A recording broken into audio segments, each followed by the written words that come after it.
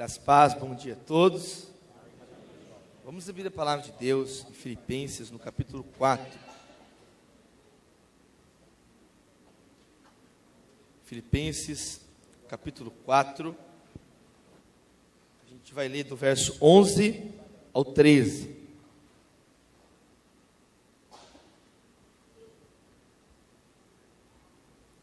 Filipenses, capítulo 4, verso 11. Diz assim a palavra de Deus: Não digo isto por causa de necessidade, pois já aprendi a contentar-me em toda e qualquer situação.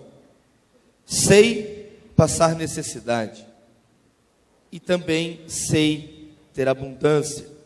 Em toda maneira e em todas as coisas aprendi tanto a ter fartura como a ter fome, tanto a ter abundância como a padecer necessidade. Posso todas as coisas naquele que me fortalece. Tudo posso naquele que me fortalece. Amados irmãos, uma vez, quando eu estava na graduação, na faculdade, lá em Belo Horizonte, eu sou formado no curso de Direito, obrigado, pastor. E aí, eu estava com os meus colegas na faculdade, e a gente estava descendo para o refeitório na hora do almoço, como se fossem as escadas assim, descendo para o almoço. Eu escutei uma funcionária da universidade falar assim com a outra, tipo assim: puxa, eu podia ter R$10 para almoçar ali, comer um negócio no refeitório, estou sem dinheiro, eu podia ter em R$10, eu ia ali comer um negócio. Aí eu escutei ela falar isso. E eu peguei e falei com os meus amigos: espera um pouquinho. Aí eu voltei e peguei um dinheiro assim e dei uma nota de R$20 para ela.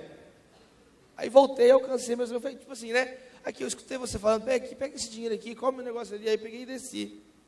Aí eu escutei ela falar de novo assim com uma colega: puxa, por que eu não pedi 50? A primeira lição essa manhã é que o ser humano é uma coisa triste, meus irmãos. O ser humano, ele nunca está satisfeito. O ser humano tem dinheiro, reclama. Não tem, reclama do mesmo jeito. A família, tem família, reclama. Não tem família, reclama. As pessoas gostam muito de reclamar. As pessoas gostam muito de colocar culpa nos outros. As pessoas gostam muito de fugir de responsabilidades e se tornam pessoas, muitas vezes, ranzinzas. A gente vive hoje num mundo que é uma verdadeira ditadura da reclamação. Todo mundo está insatisfeito. Eu não sei se você já percebeu, mas tudo incentiva as pessoas a ficarem insatisfeitas. Por exemplo, compra o telefone, aí no semestre seguinte já sai o modelo novo. Aí sai, você nunca alcança, aí você fica insatisfeito. Eu não quero esse telefone, eu quero outro. Você já percebeu que não custa nada a empresa do telefone fazer a mesma entrada do carregador, mas eles fazem de propósito outra entrada, é para você comprar um novo. O modelo do carro é o mesmo motor, muda o farol era assim, agora ficou assim. Mas a pessoa quer o carro novo. O consumismo é muito mais do que materialismo. O materialismo é apenas um aspecto do consumismo. O consumismo é a mentalidade do descarte, de descartar as coisas. E o problema é quando essa mentalidade alcança a nossa própria vida. Nós que conhecemos o Evangelho, nós que amamos o Senhor Jesus, nós que deveríamos ser pessoas satisfeitas, agimos como pessoas que não têm Deus. Reclamamos da mesma maneira de uma pessoa sem Deus. Agimos, nos comportamos, falamos como pessoas sem Deus. Porque parece que ainda estamos como uma pessoa sem Deus à busca da satisfação. Agimos, da mesma maneira que uma pessoa comprar esse telefone não presta, eu quero o telefone novo. Aí começa assim: essa esposa não presta, eu quero uma esposa nova. Essa família não presta mais, eu quero uma nova. Essa igreja não presta, eu quero uma nova. E a pessoa trata a igreja como se ela fosse um produto. Ah, essa igreja está com o design muito ruim. Olha, essa igreja está com prazo de validade vencido. Como se a igreja fosse uma prestadora de serviços espirituais. Como se você estivesse na igreja para ser agradado e paparicado. Como se você estivesse no culto para ser servido. E tem gente que sai do culto e fala assim: ah, eu não recebi nada hoje. Quem disse que você veio receber? Você veio aqui entregar a tua adoração a Deus. Você veio aqui pedir perdão pelos seus pecados ao Senhor. Buscar a face de Deus. Paulo disse: eu aprendi a ser satisfeito. Eu aprendi a ser uma pessoa completa através de Jesus. É muito interessante, porque ele fala: eu aprendi. Ele não nasceu sabendo, não é algo que eu, você, não é algo que nós já nascemos assim. Significa, eu aprendi. É muito importante aprender coisas. Não interessa a sua idade, não interessa de onde você veio, não interessa. Moisés, aos 80 anos, aprendia. Eu estive no ano passado na casa de um pastor dos mais respeitados da história do Brasil, o reverendo Elben César, lá em Viçosa. Quem é esse homem?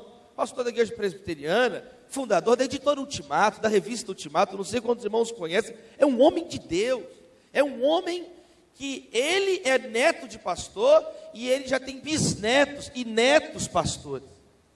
Eu estou falando de um homem de Deus de 85 anos de idade. Eu estou falando de um homem que eu entrei na casa dele e comecei a chorar, tamanha presença de Deus que eu senti na casa dele, lá em Viçosa, no interior de Minas Gerais. E quando eu entrei, o reverendo Elben César, com sua esposa, sua filha, tão querido, uma presença de Deus, um lugar tão maravilhoso, com pessoas de Deus. E aí, eu conversei, tive ali alguns minutos conversando, falando, orando com ele, prestando atenção, e ele falou assim, uma hora comigo no meio da conversa, ele falou assim: Davi, me ensine algo que você aprendeu na palavra esses dias. Eu quase deitei no chão, abri as mãos: tem misericórdia de mim, pastor, ora por mim, o Senhor.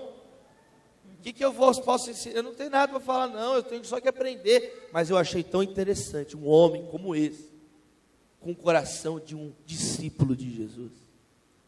Uma pessoa disposta a aprender aos 85 anos de idade, depois de ter realizado uma obra tão maravilhosa na igreja brasileira. Meus irmãos, Paulo disse: eu aprendi. É algo tão importante, um coração disposto a aprender. E ele vai ensinar então qual é o segredo. São duas coisas. Ele fala assim: tudo posso. E em segundo lugar, naquele que me fortalece. Qual que é o segredo de uma vida satisfeita? É isso, meus irmãos. Repita comigo: totalmente confiante. Diga comigo: totalmente dependente. Tudo posso, totalmente confiante, naquele que me fortalece, totalmente dependente. Esse foi o segredo que o apóstolo Paulo aprendeu, para deixar de ser uma pessoa insuportável, para deixar de ser uma pessoa com o coração empedernido, para deixar de ser uma pessoa arrogante, vaidosa, para ser uma pessoa de Deus. Eu estou falando, gente, Paulo, eu estou falando de uma das maiores mentes que já existiu. Uma vez Paulo estava pregando, o conhecimento, a sabedoria de Paulo destoava tanto do auditório, que alguém no meio da palavra levantou a mão e falou assim: Paulo, você ficou louco de tanto que você estudou, as muitas letras te levaram à loucura. E Paulo fala: fica quieto, você não sabe nada, e continua pregando. Isso só mostra o grau de sabedoria, de cultura, de conhecimento que o apóstolo Paulo tinha. O apóstolo Pedro, por exemplo, no final da segunda carta de Pedro, ele fala assim: gente, eu estou falando de Pedro, olha, quem estava do lado de Jesus, Pedro falou assim: gente, Paulo escreve uns negócios difíceis de entender mesmo, nem eu entendo, mas é de Deus. Com a sabedoria que Deus deu a ele, ele é um homem de Deus. É difícil, mas é coisa de Deus. Eu sou pescador, não entendo nada, mas acredita, é de Deus. Mas Paulo não fala assim: tudo posso, porque sou muito inteligente. Ele diz: tudo posso naquele que me fortalece. Paulo era cidadão romano. Paulo foi educado por Gamaliel, o rabino mais importante daquela época. Mas ele não fala tudo posso porque sou cidadão romano. Ele não diz tudo posso porque fui educado por Gamaliel. Ele diz tudo posso naquele que me fortalece. O apóstolo Paulo, então, ele vai mostrar essas duas verdades. Então vamos conversar sobre isso essa manhã. Vamos orar, para a gente sair daqui hoje mais satisfeito para a glória de Deus, mais dependente de Deus, mais confiante em Deus. Então, número 1, você tem que depender de Jesus. Tudo posso naquele que me fortalece. Dependa de Cristo. Renda-se diante de Jesus. Há pessoas que dependem do dinheiro, dependem da conta bancária, do diploma, dependem de tudo, menos de Deus. Tem pessoas que pensam que estão no controle. Isso é uma mera ilusão. O dinheiro não salva ninguém. Um homem na minha igreja, muito rico, dava uma mesada para cada um dos filhos. Eu estou falando de um homem muito rico de verdade. Era um negócio assim, absurdo. 3 filhos, por exemplo, 40 mil reais por mês. É quase um petrolão, tá vendo? Quase um mensalão. E aí esse homem descobriu, acho que tem uns anos essa história, descobriu algo terrível, porque ele tomou uma decisão: eu vou baixar a mesada dos filhos, só para 20 mil por mês. Aí ele descobriu 2 filhos planejando a morte dele. Pensa que situação, pensa que família desgraçada, sem a graça de Deus. A palavra desgraça é sem a graça. Esse homem chegou lá na nossa igreja, pastor Jorge Linhares, meu pastor chorando. Imagina a situação, porque o dinheiro não pode unir uma família, mas o sangue de Jesus pode unir uma família. Então você tem que depender de Cristo. A igreja não vai salvar você, mas Jesus pode salvar você. Não é o batismo que vai te salvar. Nem todas as águas dos oceanos podem purificar os seus pecados, mas uma gota do sangue de Jesus te purifica de todo o pecado. Então, isso tem que ficar muito claro. Onde está a tua fé? Está no partido político? É claro que nós temos que agir, é claro que nós temos que trabalhar, mas a nossa fé é só em Jesus, meus irmãos. A nossa vida, a nossa salvação dependem de Cristo. Por isso que existem pessoas ranzinzas. Por isso que tem pessoas que reclamam o tempo inteiro, porque na prática a fé delas não está em Cristo, está em outra coisa. Está na família, está no trabalho, está na viagem que quer fazer. A alegria da pessoa, ela condiciona a sua alegria, a sua satisfação a coisas, situações que jamais poderão satisfazer. Agora, se a tua fé estiver em Jesus, você será uma pessoa satisfeita. Porque Paulo escreveu esse texto na cadeia. E ele não estava na cadeia por corrupção. Ele não estava na cadeia por armar um esquema de corrupção para roubar o dinheiro das pessoas. Ele estava na cadeia injustamente. Ele estava na cadeia por pregar o evangelho. Quanto mais ele pregava, mais ele era perseguido. Quanto mais ele tentava ajudar as pessoas anunciando o evangelho, prenderam ele numa cadeia. Ele está preso, acorrentado, com piolhos, ratos, sujo, e fala assim: alegrem-se sempre no Senhor. Porque a alegria do apóstolo Paulo não depende da circunstância. A alegria dele dependia de Jesus. Para mim, viver é Cristo, morrer é lucro. Mas hoje as pessoas vivem o contrário. Elas querem viver no lucro. Ela quer se dar bem o tempo todo. E na hora que ela morre, aí ela quer Cristo para não ir para o inferno. Está vendo? Mas se você é uma pessoa que quer realmente ser satisfeita, querido, coloque sua fé em Jesus. Ame o Senhor. Jesus de longe é legal. De longe, todo mundo gosta de Jesus.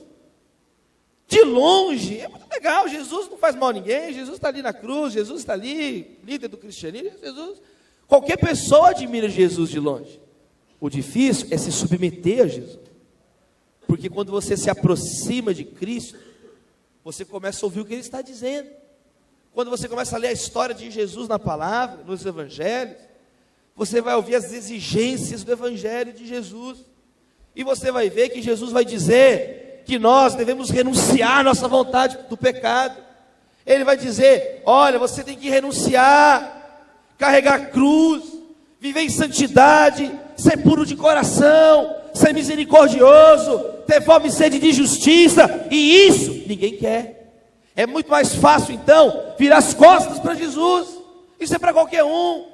Tapar os ouvidos para Jesus, coceira nos ouvidos, procurar só aquilo que quer ouvir. É para gente preguiçosa, que vai ser para sempre insatisfeito. É para gente sem Deus, que será eternamente um reclamador, um murmurador. Se a tua fé estiver em Jesus, meu irmão, aí começa a mudar. A satisfação entra no teu coração, o céu entra na tua vida, no teu casamento, na tua família.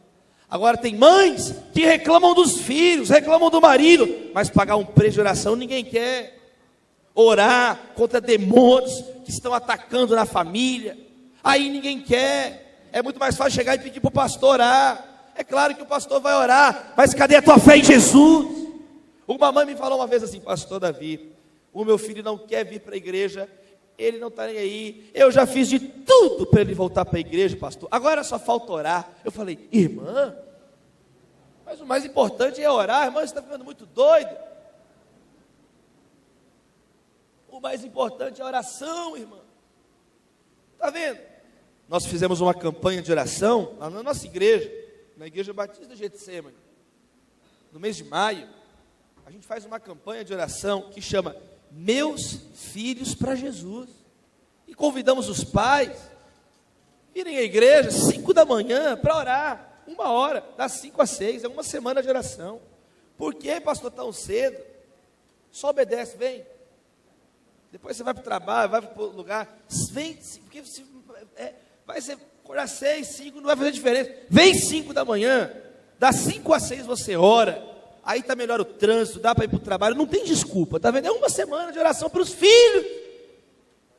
Eu estou falando do seu filho, eu estou falando da sua geração, da sua descendência, da tua herança, das flechas que Deus colocou na tua mão. Aí tem pai que assusta, tem pai com preguiça de orar pelo filho. Está vendo como que reclamar é fácil? Está vendo como ser insatisfeito é fácil? Agora, e depender de Jesus? Aí começamos a campanha, anos, 2012 foi a primeira vez.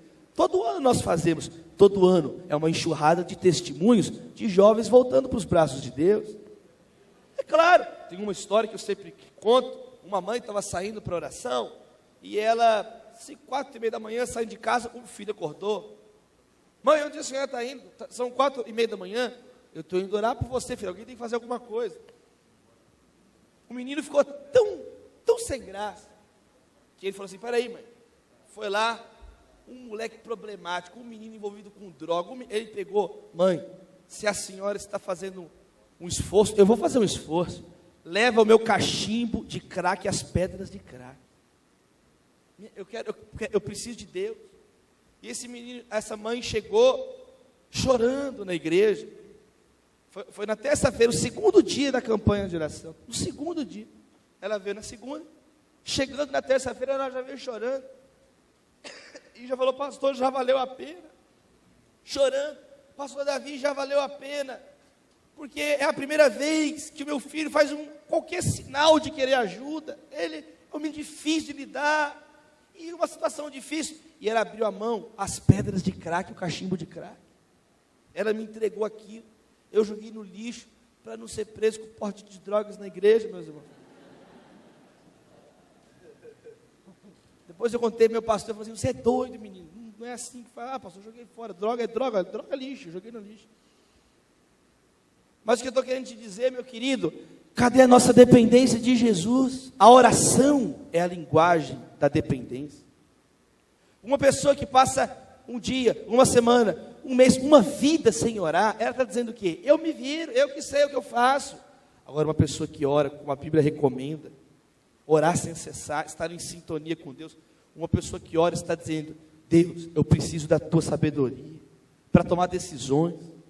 Eu preciso, Deus, da tua clareza para caminhar, para não errar. Devo ou não devo fazer tal viagem, fechar tal negócio, tomar tal decisão? Consulte o Senhor, consulte a palavra, ore, abra o coração. Agora tem pessoas que dependem só de si. Tem pessoas que não se rendem diante de Deus. Aí, meu irmão, aí fica difícil. Porque quando está na crise, as pessoas buscam Deus. Na maioria das vezes, a pessoa apela, né? É aquela velha frase: em trincheiras não existem ateus. Aquela velha frase, né? O avião dá o solavanco, o cara é ateu, ele: misericórdia, Deus, Nossa Senhora de Aparecida, Ave Maria cheia de graça, oh Deus, misericórdia. Não é assim que eles fazem? Fica supersticioso. Do ceticismo à superstição em 2 segundos. O ser humano não é assim? Você não conhece gente assim, que é ateu, graças a Deus? Agora, sabe qual que é o problema maior que eu tenho percebido? É que as pessoas, quando estão bem, aí não querem saber de Deus. Teve um homem que tinha uma empresa muito pequenininha lá em Belo Horizonte, uma venda, tipo um mini mercadinho assim, um mercadinho, né? Um mini mercado. Ele ligou para o pastor Jorge Linhares, meu pastor, e falou assim: pastor, o senhor poderia vir aqui orar pelos funcionários, orar aqui pela empresa. O pastor Jorge foi. Quando ele chegou, foi muito legal, porque era uma empresa assim, que tinha uma parede escrito bem grande, tipo como se fosse esse banner, como se fosse esse estandarte assim, Jesus Cristo é o Senhor. E o pastor Jorge achou tão interessante, orou, e aí no ano seguinte, a empresa cresceu muito. Agora foi para um lugar maior, virou um mercado maior. E o pastor Jorge, sabe o culto de Natal, assim, com os funcionários, aquela coisa? O sujeito convidou novamente o pastor Jorge Linhares: pastor, o senhor poderia ir lá? Claro, poxa, uma alegria, irmão, vamos lá. Aí foi lá, os funcionários, um lugar maior, e o pastor Jorge ficou procurando assim nas paredes. Aí falou: irmão, eu lembro que ano passado, estava começando aqui, tinha o nome de Jesus tão grande, tão bonito, não tem mais, agora como é que é isso? Não, pastor, é que agora tem um quadro ali. Aí o pastor Jorge olhou assim, do lado da saída, assim, tinha um quadro, né? Jesus é o Senhor dos senhores, o Rei dos reis. Legal, é. No 3º ano, virou uma rede de supermercados, cresceu muito, abençoado, lá em Belo Horizonte, é muito conhecido lá, essa rede. Uma rede bem conhecida lá em Minas Gerais. E o cara prosperou, muito rico, muito dinheiro, muitos funcionários. E a mesma coisa: pastor Jorge, o senhor poderia ir no culto? O pastor Jorge foi. Quando o pastor chegou lá, ele não viu o nome de Jesus em lugar nenhum mais. Funcionário ali, irmão, quando eu vim aqui, quando não era nada esse negócio aqui, tinha o nome de Jesus, e você distribuía Bíblias, e você... Eu estou sentindo que agora é só um protocolo. Sabe como? Quando Jesus vira só um protocolo na sua vida? Sabe quando Jesus vira o culto, é só um rito? Sabe quando é só uma tradição, está na igreja? Sabe quando você participa, não sabe nem o que está fazendo mais? Sabe quando você vem, não canta, não adora, não ora, não contribui, vem por vir? É isso. E ele falou assim: cadê o nome de Jesus? E o homem falou: pastor, é porque agora tem muitos funcionários, nem todos são cristãos, eu não quero ofender ninguém, então eu coloquei o nome de Jesus lá dentro da minha sala, tem, olha o migué, olha a desculpa. Ele falou: rapaz, deve ter algum lugar ali. Então, gente, isso é muito sério, porque na hora da luta você quer depender de Jesus, e na hora da vitória? Sabe o que é o mais bonito da história de Davi? Meu nome é Davi, então, por razões óbvias, eu gosto muito da história de Davi, leio desde menino a história de Davi. Por exemplo, eu sei coisas que eu não vi em livro nenhum falar sobre Davi, e eu sei porque eu sou Davi. Você sabia que Davi é a última pessoa citada na Bíblia? Gênesis 22, depois você lê lá: Jesus, a raiz e a geração de Davi. É o último nome citado na Bíblia. Só Davi que sabe essas coisas, meu irmão. Então eu gosto muito de Davi. Sabe o que é o mais legal da história de Davi e Golias? Ninguém fala. É outro sermão, posso pregar à noite hoje, se precisar. Davi, antes de derrotar Golias, ele sabe quem é. Preste atenção, ele sabe quem é. O irmão dele, Eliabe, chega: quem você pensa que é? Sobe daqui. Ele não vence Eliabe? Ele vence Eliabe. Saul: você é só um menino, sobe daqui. ele vence Saul. O próprio Golias, some daqui, eu não sou cachorro não, mandaram um menino para ele, eu não sou cachorro não, pedaço de pau. Ele falou isso, Golias, ele falou, eu não sou cachorro não, ele falou, eu sou cachorro por acaso? Aí Davi venceu, quer dizer, Davi sabia quem ele era. Eliabe falou que ele era arrogante, Saul falou que ele era incapaz, que ele era só um menino. Golias falou que ele ia virar ração de bicho, vou te matar e dar para as aves do céu te comer. Davi sabia quem era na hora da luta, mas e na hora da vitória? Aí ele derrotou Golias, arrancou a cabeça de Golias, está com o troféu na mão. Aí eles levam Davi para a tenda de Saul, Abner, comandante do exército, e Saul pergunta, quem é você? Quem é você? Será que Davi sabia quem ele era agora? Agora que ele está com a cabeça de Golias na mão? Agora que está todo mundo gritando o nome dele? Agora que ele está no sucesso? Agora que ele é conhecido? Agora que ele fez o feito de Davi é lembrado até hoje? Passaram milhares de anos. Será que agora ele sabe quem ele é? E ele responde, eu sou Davi, filho do teu servo Jessé, da cidade de Belém. Ele não esqueceu quem ele era. Ele continuou lembrando da sua família, da sua cidade, pequenininha, Belém, da sua posição, eu sou um servo.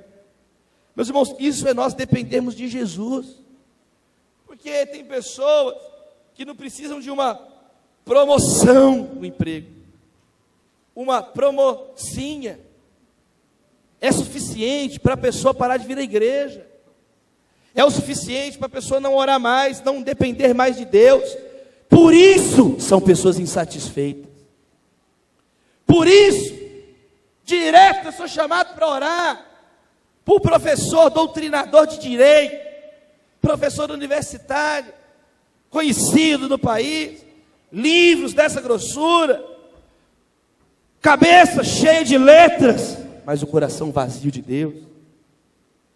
Pessoas ricas, porque a satisfação não está no dinheiro, não está no mero conhecimento, não está na fama, a satisfação está em Jesus. O universo tem um rei, e o seu nome é Jesus Cristo. Ele está no trono, o cetro está nas suas mãos, a coroa permanece para sempre na sua cabeça. Que nós pensamos que somos, meus irmãos, temos que depender de Deus. Eu preguei em Vitória, na cidade de Vitória, e aí, eu no final do culto, estava com o meu olho inchado, e um médico me acudiu, e eu estava com um negócio, falei, o que é isso aqui? Eu não estou enxergando. Ele falou, você está com terçol. Eu falei, o que é isso? Eu falei, esse terçol é um demônio que nasce no teu olho, quando você coça o olho com o dedo sujo, com algum germe ou bactéria, com germe. E eu fico com muita raiva. Quem já teve isso? É uma coisa muito ruim. Você não enxerga, não pisca direito. É muito ruim. E eu fiquei com muita raiva dos germes, meus irmãos. Eu falei, mas esses germes do inferno, eu fiquei com muita raiva. Eu fiquei com tanta raiva que eu não quero nunca mais pegar esse negócio. Então eu li assim algumas coisas.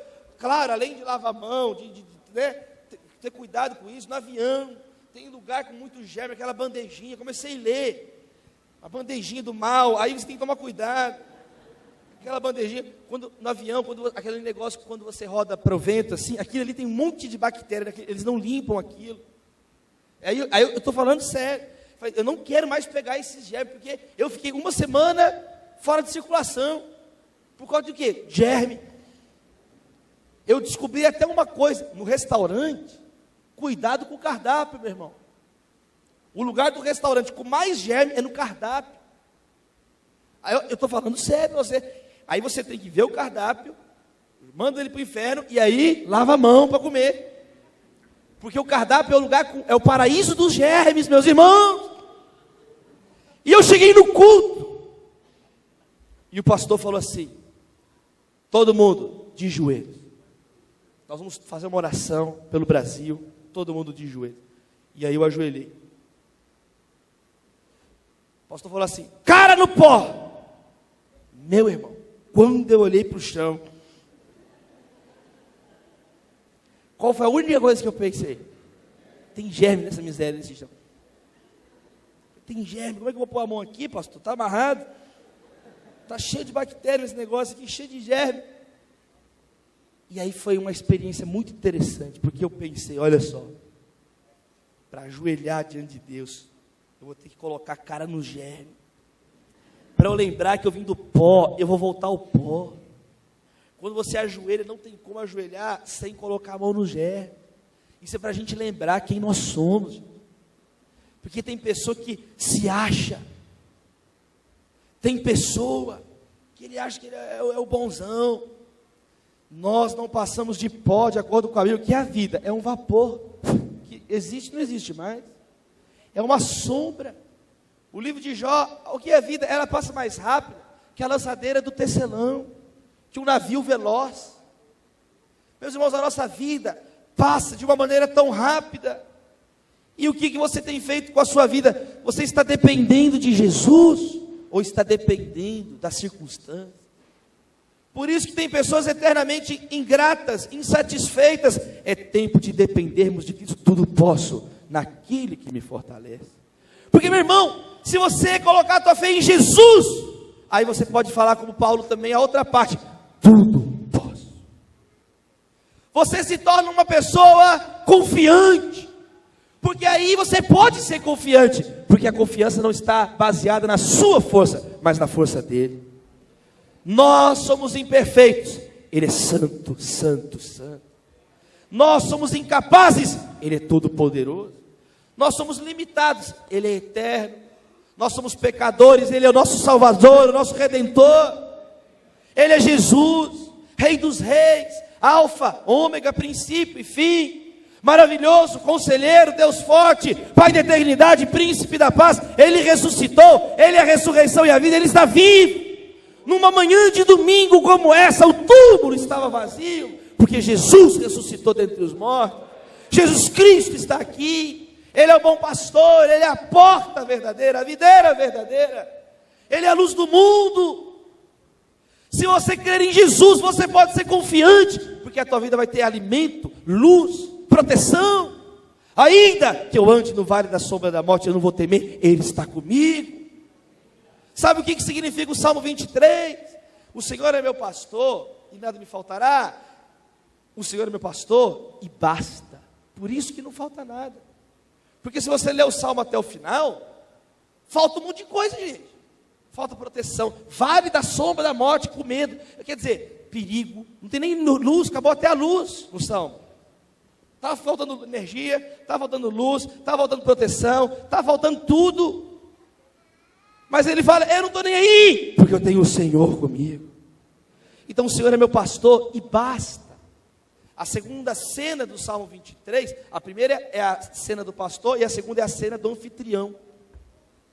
A segunda cena é um homem fugindo, perseguido, e ele encontra asilo na casa de uma pessoa que protege ele, um anfitrião. Ele é um peregrino, e tem salteadores atrás dele, e ele entra numa casa, então ele vai falar assim, preparas uma mesa perante mim, na presença dos meus inimigos, está vendo?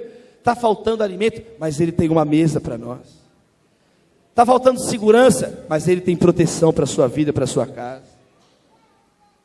Unge minha cabeça com óleo, ele está ferido, ele está machucado, está faltando às vezes saúde, mas Jesus tem óleo para a nossa vida. Nós não temos, mas ele tem. Cálice transborda. Podemos estar em escassez absoluta, mas ele sempre vai transbordar sobre a nossa vida. Meu irmão, é isso que é o Salmo 23. Então, o Senhor é meu pastor e basta. Isso te torna uma pessoa confiante. Mesmo em meio à luta, mesmo em meio à dor, mesmo em meio a uma situação difícil, na casa, na família, na igreja, a tua fé está em Deus, não está em homens. A tua fé está em Jesus e não em circunstâncias. Qualquer um de nós teria inúmeras situações difíceis da vida para contar aqui, porque a vida é assim. A vida tem ventos contrários para todo mundo, gente. A minha esposa, no passado, eu contei com o Marcelo, perdeu um bebê. perdeu uma trompa, uma gravidez ectópica, uma confusão, eu pregando, e indo, viajando, e aí, de repente, a notícia que eu tenho que voltar correndo, que minha esposa está no hospital, prestes a morrer, olha só, do nada. O que é isso? Não, é que ela estava grávida, nem sabia que estava, e aí deu um problema muito sério, começou a sangrar, e aí ela teve que ir para o médico, e ali, luta, dor, orando.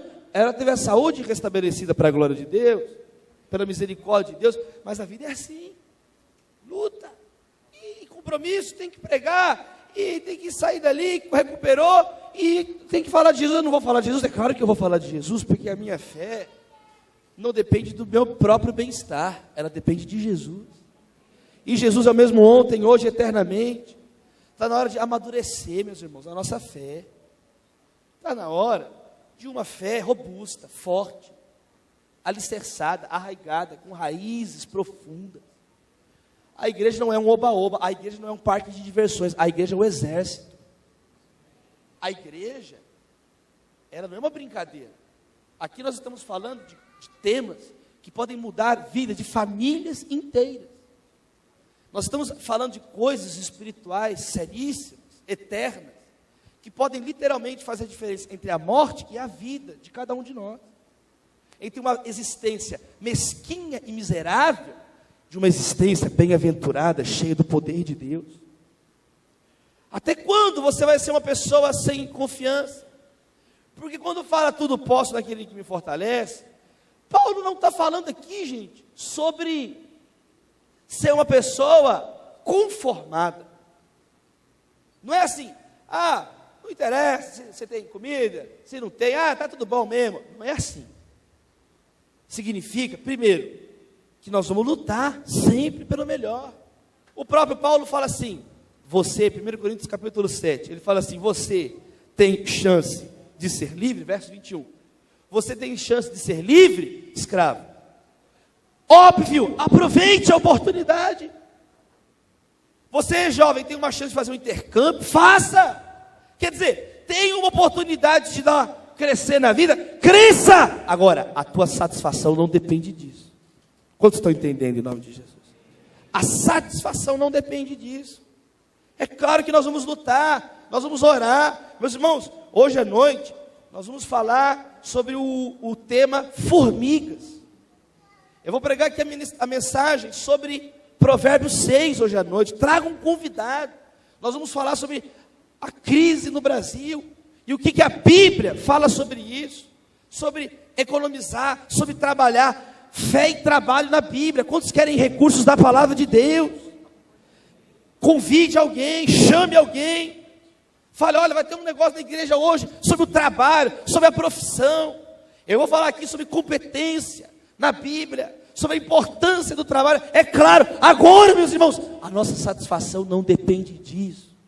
A satisfação não depende se a tua conta bancária está cheia ou não. Abacuque, ainda que a figueira não floresça, ainda que não haja fruto na videira, vaca no curral, ainda que não tenha, dê tudo errado a colheita, o mercado, ainda que tudo não fale, ainda assim eu vou exaltar o nome do meu Deus. Porque a minha alegria não depende disso, eu já estou longe disso aí há muito tempo. Isso aí é uma bênção, pode ajudar, é claro que pode ajudar a próprias missões, a uma vida, mas a satisfação depende só de Jesus. Meus irmãos, abra suas mãos e exalte o nome do Senhor. Diga glória a Deus, exalte o nome de Jesus. Tudo posso naquele que me fortalece.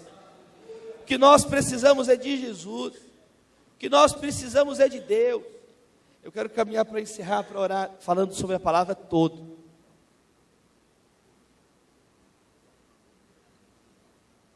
A palavra todo é a palavra que se repete nos principais textos da Bíblia. João 3,16. Deus amou o mundo de tal maneira que deu seu Filho unigênito para que todo aquele que nele crê não pereça. Se alguém está em Cristo, é nova criatura. As coisas velhas se passaram e tudo se fez novo. Amar a Deus de todo o coração, toda a alma, todo o entendimento, todas as coisas. Toda a autoridade me foi dada. vão a todas as nações, ensinando tudo que eu lhes ordenei. Eis que estarei convosco todos os dias. Dele, por ele, para ele são todas as coisas. Quer você coma, beba, faça qualquer outra coisa, faça tudo para a glória de Deus. O Senhor é meu pastor e nada me faltará. No final do Salmo 23, a misericórdia e a bondade me acompanharão todos os dias da minha vida. Salmo 150, tudo que tem vida, louve ao Senhor. Busque, pois, em primeiro lugar o reino de Deus, e todas essas coisas serão acrescentadas. O amor tudo sofre, tudo espera, tudo suporta. Pensar em tudo que é bom, tudo que é digno, tudo que presta, tudo que é digno de louvor, é isso que você tem que pensar. Todos estavam reunidos num só lugar, todos foram cheios do Espírito Santo. O Senhor lhes acrescentava diariamente todos os que iam sendo salvos.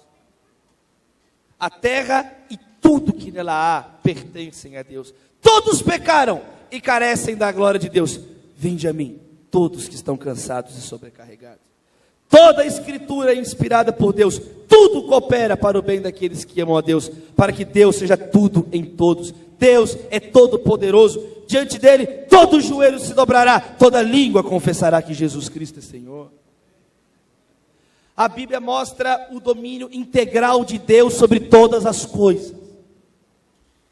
De Gênesis a Apocalipse, Deus é capaz de nos dar infinitamente mais do que tudo que pedimos ou pensamos. Em Gênesis viu Deus tudo que havia feito, e tudo era muito bom. Sabe qual é o último verso da Bíblia? A graça do Senhor Jesus Cristo seja com todos. Amém. Quando a Bíblia fala que você pode tudo, é porque você pode tudo, porque Deus pode tudo, meu irmão. Você pode vencer a depressão, você pode vencer a sua insegurança, você pode vencer o seu medo de fracassar, você pode vencer o seu medo de cometer erros. Já viu uma pessoa que tem tanto medo de cometer o erro que ela fica imobilizada na vida? Está na hora de você vencer. Tudo posso daquele que me fortalece. Se Jesus te fortalecer, por isso que nós temos que estar ligados à videira, por isso que nós temos que estar ligados, integrados à igreja, não ao YouTube, mas à igreja, ao corpo, à mesa do Senhor. Por isso que você tem que vir ao culto. Você não está no culto para ser paparicado, não. Você está aqui para adorar a Deus, para ser forjado por Deus. Mas tem pessoas que pensam que a igreja é só para o meu bem-estar. É por isso que são insatisfeitos para sempre. Nós estamos aqui para crescermos uns com os outros. Estamos aqui para sermos lapidados por Deus. Se você estiver ligado à igreja, ao corpo de Cristo, aí você vai ter coragem. Abra suas mãos. Deus tem misericórdia de nós. Olha essas mãos abertas. Vamos, ó Deus, abrir o coração, Deus, nesse momento, dizendo: precisamos de Ti. A minha oração, Deus, essa manhã é por todas as famílias. Precisamos ser cheios do Teu Espírito Santo. Olha, Deus, pessoas que reclamam muito, mas não assumem nenhuma responsabilidade. O caminho da murmuração é o caminho da falta de fé, de acordo com a Bíblia. O povo de Israel murmurava porque não tinha fé. Era um coração insensível, duro, de acordo com a Bíblia. E por causa da incredulidade, eles reclamavam. A murmuração é um sinal visível de algo mais profundo, a falta de fé. Ou a fé depositada em ídolos, não na palavra, não em Deus. Deus, nós queremos ser como Paulo, satisfeitos. Queremos aprender esse segredo da vida. Porque Paulo está numa cadeia dizendo que é satisfeito, não da boca para fora, mas ele está escrevendo coisas que animaram e animam os cristãos ao redor do mundo nos últimos 2000 anos, inspirado pelo Espírito Santo de Deus. Deus, nós te louvamos, que possamos pensar 2, 3, 4 vezes antes de reclamar de alguma coisa, porque o mundo não precisa de construtores de barreiras, O mundo está precisando de construtores, de pontes, de pessoas dispostas, de pessoas cheias do teu Espírito Santo, alegres. O mundo não precisa de mais um casamento desfeito. O mundo não precisa de mais jovens perdidos. O mundo precisa de pessoas rendidas, transformadas, curadas. O mundo precisa de pessoas que vivam uma vida bonita, para a glória de Deus. Família abençoada. Foi assim que o Senhor Jesus nos ensinou. A vida deve ser desfrutada para a glória dEle. Enquanto não for desfrutada para a glória do Senhor, a vida é um desperdício. Abençoa-nos, ó Deus, nesse dia, da mesa do Senhor, da ceia, para refletirmos. Examine-se o homem. Queremos refletir na nossa vida, porque tudo que precisamos o Senhor nos deu na cruz do Calvário. A salvação, é isso que nós precisamos. O resto nós vamos batalhar, lutar, o resto é resto. O importante é a nossa salvação. E o Senhor conquistou isso para nós, jamais conseguiríamos.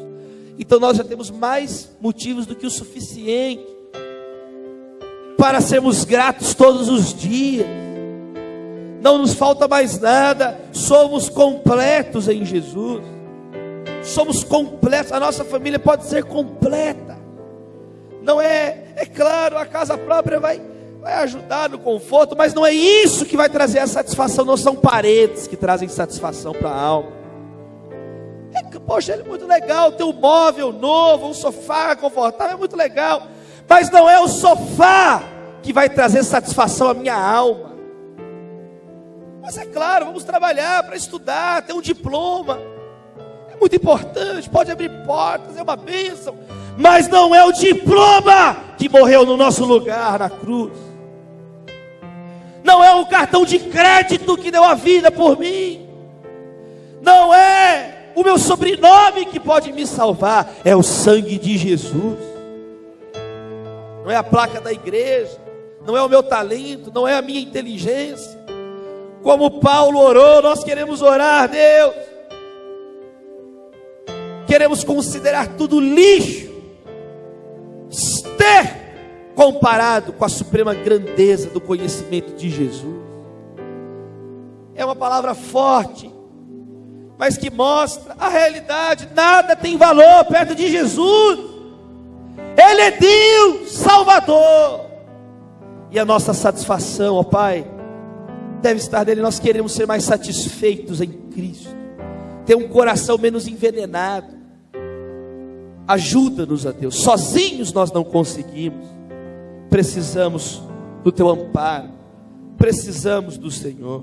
Repita comigo, querido irmão, diga: tudo posso naquele que me fortalece. Diga mais forte: tudo posso naquele que me fortalece.